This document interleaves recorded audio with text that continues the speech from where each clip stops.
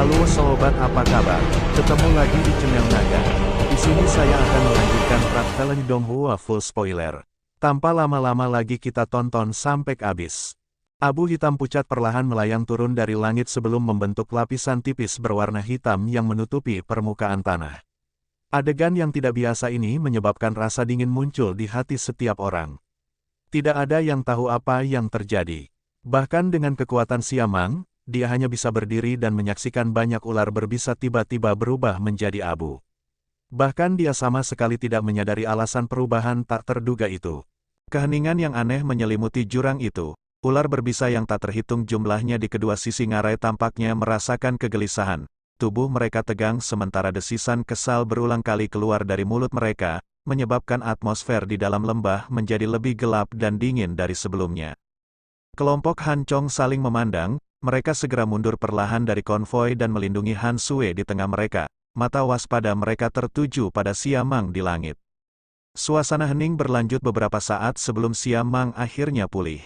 Tatapannya agak ragu-ragu saat dia menyapu tempat itu. Itu mendarat di wajah cantik Han Sue yang menarik dan matanya sekali lagi berubah menjadi panas membara. Mengepalkan giginya, dia sekali lagi mengeluarkan suara mendesis tajam dari mulutnya. Ular berbisa yang tak terhitung jumlahnya di kedua sisi lembah sedikit ragu ketika mendengar suara mendesis ini sebelum cahaya ganas melintas di mata mereka. Mereka menggerakkan tubuh mereka, yang menjadi seperti banyak anak panah tajam yang mengeluarkan suara siu-siu saat mereka melesat ke arah konvoi. Melihat ular berbisa melancarkan serangan lagi, kelompok Han Chong dengan cepat memanggil Doki mereka. Namun, sebelum mereka sempat menyerang, suara bang-bang misterius sekali lagi terdengar di langit. Bola api yang tak terhitung jumlahnya muncul sebelum padam dengan cepat seperti bunga epifilum. Akhirnya ular-ular itu berubah menjadi debu yang perlahan bertebaran. Kegembiraan liar muncul di mata kelompok Han Chong saat melihat pemandangan ini. Pada titik ini mereka dapat menebak bahwa ada seseorang yang diam-diam membantu mereka. Xiao Jie, nona muda, kegembiraan muncul di wajah Han Chong saat dia melihat ke arah Han Sue dan mengucapkannya dengan lembut. Han Sue dengan lembut melambaikan tangannya, mata cantiknya perlahan menyapu sekelilingnya. Tapi dia tidak menemukan jejak siapapun sedikitpun. Segera, alisnya sedikit menyatu. Mungkinkah keberuntungan mereka sebaik ini? Mereka benar-benar bisa bertemu dengan seorang ahli yang akan membantu mereka pada saat seperti itu. Matanya yang cantik mengembara sebelum tiba-tiba dan tanpa diduga berhenti di kereta beberapa saat kemudian. Tempat itu adalah tempat Xiao Yan berada. Bulu mata panjang Han Sue berkedip lembut saat pandangannya berhenti di kereta. Sebelum dia bisa berpikir lebih dalam, suara gelap dan dingin Siamang ditransmisikan dari langit. Bolehkah saya tahu ahli mana yang ada di sini? Saya Siamang. Mohon maafkan saya jika saya telah menyinggung Anda dengan cara apapun. Namun, masalah hari ini adalah masalah pribadi antara aku dan orang-orang ini. Temanku, tolong jangan ikut campur. Mata Siamang menyapu langit sambil menangkupkan kedua tangannya. Suara Xiao Mang perlahan bergema di jurang ini. Namun, tidak ada jawaban. Tepat ketika dia merasa agak frustrasi, sebuah suara tua berbicara dengan singkat. Enyah. Suara tua yang tiba-tiba itu tampaknya turun dari langit sebelum terdengar di telinga semua orang. Pada saat ini, kegembiraan di hati kelompok Han Chong semakin pekat. Memang ada seorang ahli yang membantu mereka. Mata cantik Han Sue berpaling dari kereta tempat Xiao Yan berada ketika suara tua itu terdengar. Mereka menyapu ke lokasi lain, berniat menemukan ahli misterius ini. Apakah kamu benar-benar ingin bertarung karena orang-orang tidak berguna ini? Cahaya ganas melintas di mata Siamang. Namun, dia tidak berani menyerang karena pemandangan aneh tadi. Yang dia lakukan hanyalah berbicara dengan cara yang jahat. Jika kamu tidak tersesat dalam 10 napas, kamu akan mati. Pemilik suara tadi sekali lagi memberikan jawaban yang sangat ringkas terhadap kata-kata Siamang. Bahkan Han Chong dan yang lainnya bisa mendengar tawa dingin dan ejekan dari suara itu. Tampaknya ia mengejek Siamang karena terlalu percaya diri dengan kekuatannya. Mata Siamang menjadi suram setelah diperlakukan dengan kasar 2 kali. Dia mampu bertindak sesuka hatinya di tempat ini selama bertahun-tahun bukan karena tidak ada ahli yang ingin membunuhnya. Sebaliknya, itu karena pegunungan ini terlalu besar dan terdapat banyak sekali lubang ular di dalamnya. Selama Siamang mengubah tubuhnya dan memasuki pegunungan yang dalam, menemukannya akan menjadi masalah yang sangat merepotkan. Karena itulah nama sengit orang ini secara bertahap menjadi lebih kuat.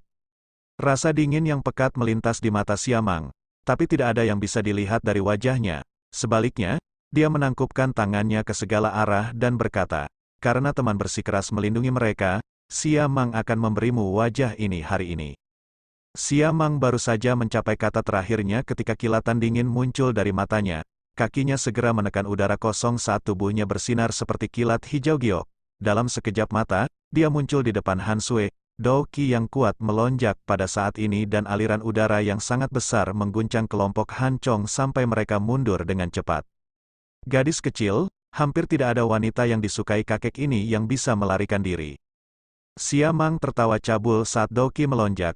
Dia segera meraih Han Sui, kecepatannya adalah sesuatu yang Han Sui tidak bisa hindari dengan kekuatannya. Oleh karena itu, dia hanya bisa menyaksikan cakar pihak lain mendarat di bahunya. "Kamu mencari kematian." Tangan Xia Mang baru saja mendarat ketika tangisan dingin yang berisi niat membunuh tiba-tiba terdengar. Segera riak energi tak kasat mata menyatu dengan ruang seperti kilat. Sesaat kemudian, benda itu meledak secara aneh di dada Xia Mang. Bang! Ledakan rendah dan dalam terdengar, namun tidak menimbulkan benturan energi sedikit pun. Namun demikian, lebih dari separuh Dao Qi yang meresap ke tubuh Xia Mang segera tersebar. Sebuah kekuatan yang sangat besar meledak di dadanya dan kekuatan kekerasan yang liar menghancurkan sisik-sisik di kulitnya sampai berlumuran darah segar. Tubuh Xia Mang bergegas pergi.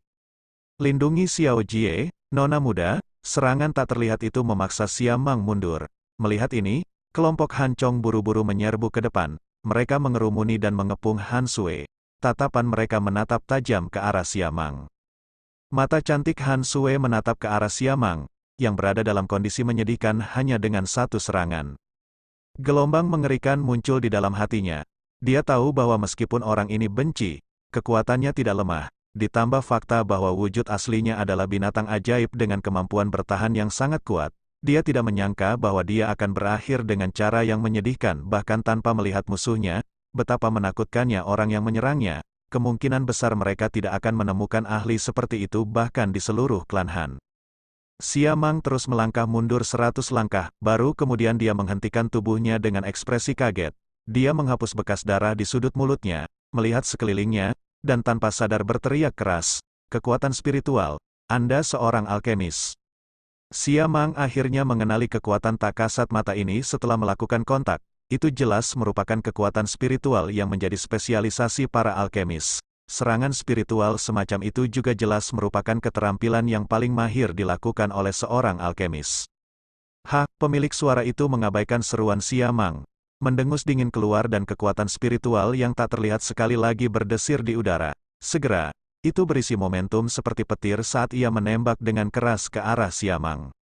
Setelah merasakan serangan spiritual yang terjadi sekali lagi, sisik di seluruh tubuh Xia Mang berdiri tegak. Teror di wajahnya juga semakin pekat. Pada akhirnya, dia akhirnya menjerit tajam, berbalik, dan berubah menjadi sosok hitam pekat yang melarikan diri dengan menyedihkan ke dalam hutan pegunungan di depan tatapan tertegun kelompok Han Chong. Dia benar-benar menghilang dalam beberapa kedipan. Xia Mang benar-benar merasakan niat membunuh yang menusuk tulang dalam serangan spiritual itu. Dia tahu bahwa jika dia tinggal lebih lama lagi, pemilik kekuatan spiritual pasti akan mengirisnya menjadi potongan daging ular. Mampu bertahan di tempat ini selama bertahun-tahun, Xia Mang jelas tahu siapa yang harus disinggung dan siapa yang tidak boleh disinggung. Menyinggung ahli kecantikan seperti itu benar-benar tidak ada gunanya. Setelah Xia Mang melarikan diri, ular berbisa yang tak terhitung jumlahnya di kedua sisi ngarai segera berbalik dan melarikan diri seperti tikus. Bahkan puluhan ular besar yang menghalangi jalan pun berusaha sekuat tenaga melarikan diri ke rerumputan. Dalam waktu beberapa menit, jurang yang tadinya tertutup rapat menjadi kosong. Adegan ini menyebabkan kelompok Han Chong merasa tercengang. Sial, orang-orang ini benar-benar terlatih dalam melarikan diri demi nyawa mereka. Sepertinya mereka sering dikejar orang. Tidak ada yang tahu siapa yang mengucapkan kata-kata tersebut di tengah suasana sunyi yang membuat semua orang tertawa terbahak-bahak. Kerasnya tawa itu tampaknya merupakan upaya untuk meluapkan semua keterkejutan mereka sebelumnya. Setelah tertawa, Han Chong menepuk dadanya. Dia benar-benar mengambil satu putaran di atas ujung pisau. Untungnya, tidak terjadi apa-apa. Wajah Han Sui yang sedingin es dan cantik sedikit mencair saat ini. Dia segera mengangkat kepalanya dan menangkupkan tangannya dengan hormat ke arah langit. Junior ini adalah Han Yue dari klan Han. Penatua, Terima kasih telah membantu hari ini. Mungkinkah kamu menampakkan dirimu agar generasi muda ini bisa mengingatmu di hatiku? Aku yang dulu hanya kebetulan lewat, tidak ada yang bisa dilihat pergi. Suara tua yang samar perlahan-lahan ditransmisikan dari langit, membuat seseorang sulit menemukan posisi sebenarnya. Setelah suara itu terdengar, ahli misterius itu sepertinya telah pergi, bahkan tidak ada suara sedikit pun yang keluar. Lingkungan yang tenang menyebabkan Han Sue menghela nafas kecewa. Dia melambaikan tangannya dan suara bergerak yang jelas keluar dari mulut kecilnya, "Ayo lanjutkan perjalanan kita." Kelompok Han Chong buru-buru mengangguk setelah mendengar ini. Setelah itu, mereka berpencar dan terus melindungi konvoi di tengah-tengah mereka. Gelombang suara retakan muncul dan konvoi itu maju sekali lagi. Han Sue juga telah kembali ke konvoinya sendiri setelah konvoi mulai bergerak. Perasaan yang tidak diketahui menyebabkan dia tiba-tiba mengalihkan pandangannya ke gerbong tempat Xiao Yan berada ketika dia menaiki gerbongnya sendiri. Sesaat kemudian, dia akhirnya mengerutkan alisnya, dan mengejek dirinya sendiri. Jari-jari kakinya menempel di tanah dan tubuh cantiknya melompat kembali ke gerbongnya. Xiao Yan, yang duduk bersila di dalam gerbong, perlahan membuka matanya saat Han Sue kembali ke gerbongnya. Dia memegangi dadanya dan terbatuk-batuk sambil tersenyum pahit. Luka-lukanya belum sepenuhnya pulih. Namun dia telah menggerakkan kekuatan spiritualnya untuk bertarung dengan orang lain. Itu agak sulit bagi